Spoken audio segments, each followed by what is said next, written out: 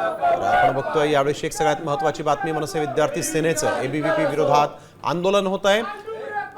पुण्यात हे आंदोलन सुरू झालेलं आहे।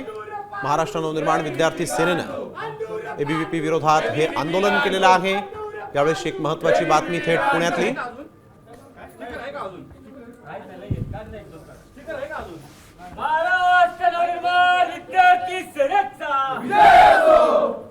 मनविसे महाराष्ट्र नवनिर्माण विद्यार्थी सेनेचे कार्यकर्ते जे आहेत त्यांनी एबीव्हीपीच्या कार्यालयात शिरून यावेळेस आंदोलन केलेलं आहे। जोरदार घोषणाबाजी देखील यावेळेस करण्यात आलेली आहे। मनसेच्या विद्यार्थी सेनेचे कार्यकर्ते आक्रमक झालेले आहेत। पुण्यात एबीव्हीपीच्या विरोधात आंदोलन होत आहे। सागर आव्हाड आमचे प्रतिनिधी आपल्यासोबत यावेळेस फोन लाईन वरून जोडले गेलेले आहेत। सागर, नेमकं कारण काय आंदोलनाचं, नेमकं का हे आंदोलन झालेलं आहे? एबीव्हीपी आणि मनसेमध्ये का संघर्ष होतोय? आपण पाहिलं तर एबीव्हीपी आणि मनसेचा संघर्ष पुण्यामध्ये पाहायला मिळतो।